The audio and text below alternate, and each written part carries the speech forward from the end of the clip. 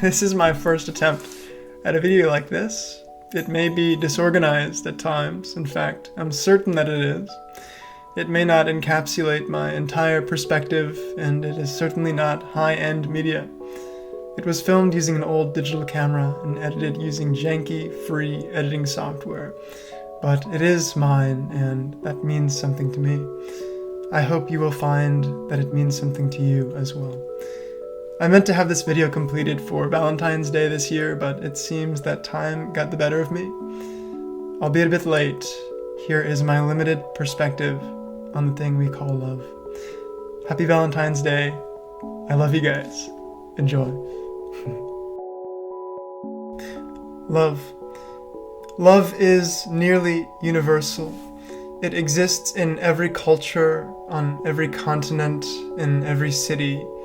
Every language has a word for love, yet ask any particular person what love is and they'll provide a wildly unique and personal answer, different from the definition of love of a great number of other people.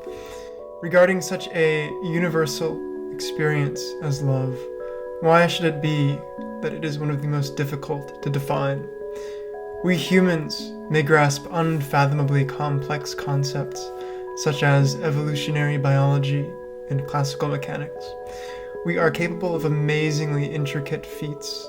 We have sequenced the entire human genome, have peered back 13.5 billion years in time, not long after the birth of the universe, and can predict with certainty and precision where the planets in our solar system will be 60 million years in the future using orbital mechanics. Yet love, despite being at the core of human experience, escapes us. It has proven time and again to be one of the most complex aspects of our universe, at least as complex as nearly every field of science, more complex than the motion of the stars in the sky, more complex than the intricate electronic clockwork whirring away within the confines of the device you use to view this video. Yes, love, while at first glance appearing quite simple, manages to be one of the most nuanced, complex, and intricate states of being known to our kind.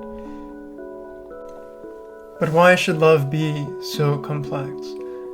The concept of love lies on a bed of some of the most awe-inspiring scientific theories known to man. Neuroscience, emergence, psychology, biology, chemistry, and a myriad of other complex sciences are at the ultimate root of love and of consciousness. To truly understand love, we will need a holistic understanding of the intersectionality of each of these fields, something we are hopelessly far away from at the moment. But does this seemingly cold, detached scientific view of love somehow degrade it, disrespect it? Does the idea that love could someday be quantified feel uncomfortable to you? Does it somehow make love any less? I have found this to be the opinion of many of those that I encounter, but I disagree. I feel that this holistic perspective lifts love from being an enigmatic concept, something impossible, to being something of unfathomable intricacy and beauty, interrelated and interconnected with an innumerable amount of complex scientific processes. To me, this complexity is beauty. We may never understand the true nature of love. We certainly do not now, and that is beautiful. We are biologically bound by our experience and evolution to feel that thing we call love. We are a product of our biology and of our chemistry, but why not embrace the beauty and the humility of that? We are not perfect. We are fallible in nearly every sense of the word. We may fall in love with the wrong person. We may experience hallucinations as convincing as any other perception of reality that are wholly incorrect. We may alter our perceptions of reality itself by taking certain substances, can alter our consciousness in profound ways by doing this. Our bodies break down with time, the atoms beneath our skin returning to the dead vastness of space from which they came. The very structure of our minds, of who we are, will break down with time and die, ending a brief but beautiful pattern of consciousness. And with that consciousness, our entire being will wholly cease to exist. We are not perfect, far from it, but we are complex. We are intricate, and we love, not because we are perfect, but in spite of it. In the context of a vast, nearly limitless universe, life, love, and death may seem inconsequential, and perhaps they are, but through love and connection, we find entire little universes within the people we love. Have you ever marveled at how someone you thought was so ordinary could suddenly become so beautiful? You are beginning to see the little universe that exists within them, that is them. You are an infinitesimally small being on a mote of dust, floating through the vast emptiness of space. While you may not be a large part of the external universe, and in fact you are not, love allows us to be a giant part of someone's universe.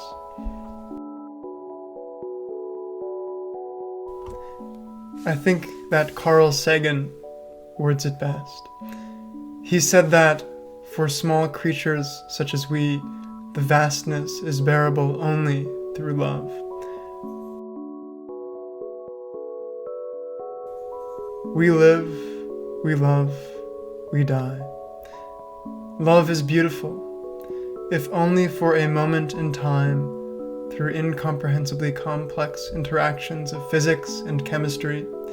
Dead parts of the universe arrange themselves in such a way as to experience itself, only for the cold hand of entropy to scatter our particles across the sky once more, when at the end of our brief lives, we once again return to chemical equilibrium. Imagine the beauty, then, of two infinitely complex organisms born of stardust by unfathomable physical processes, coming together to experience each other, to see each other, to marvel in their own complexity, and in how that complexity intertwines with the presence of another to form something entirely new, and that will never again be. And then we return to the vast, dead universe from which we came, having shared our brief, beautiful experience with another. A product of biology, a product of chemistry, a product of time, but no less beautiful. In fact, I find this perspective of love to be the most beautiful of all. in its simultaneous humility and complexity. Love is universal. Love is, in a sense, the universe loving itself. Atoms loving other atoms. Molecules loving molecules.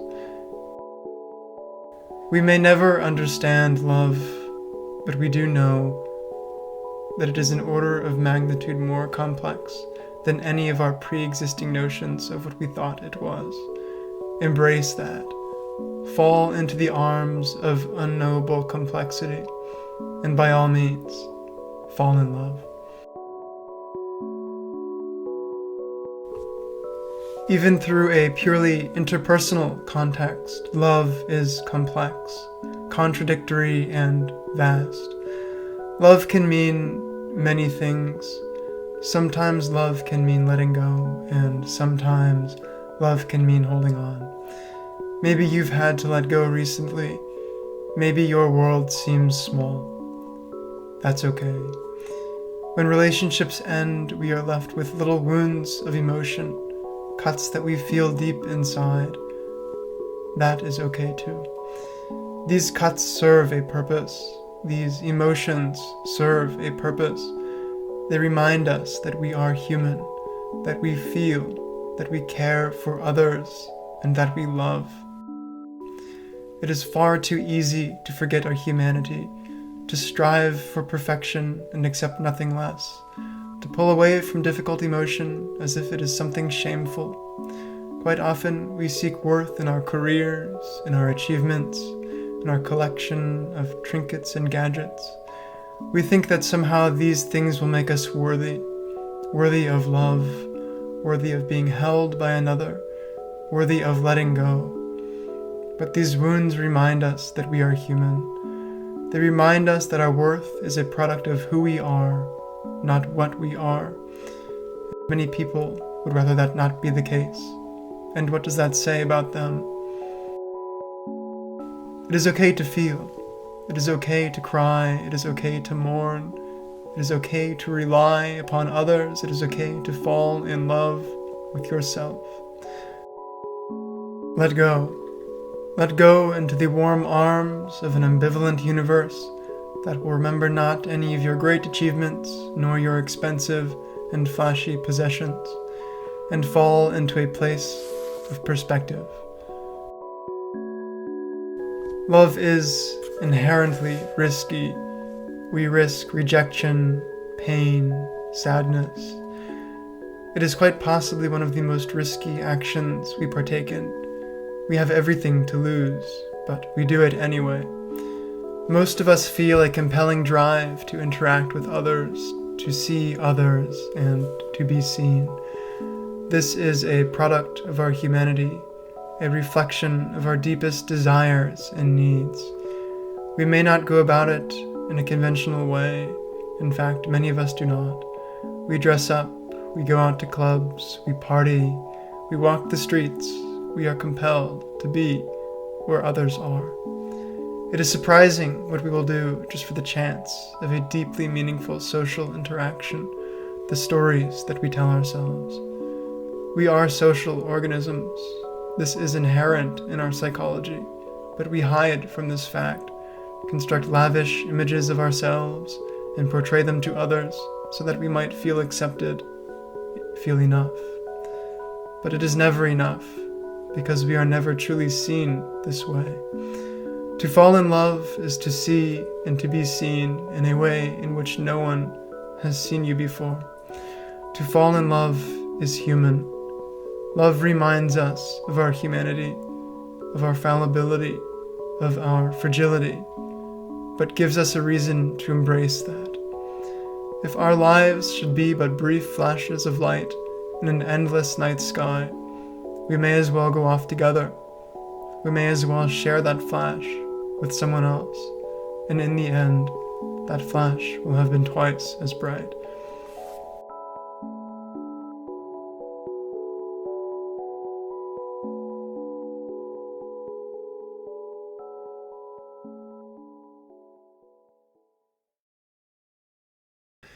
Hey guys, thanks for sticking around for the whole video. Really appreciate you.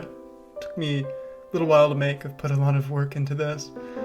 If you enjoyed the video, you know exactly what to do. Smash that like button, leave a comment in the description, and have a great day. Thanks for sticking around.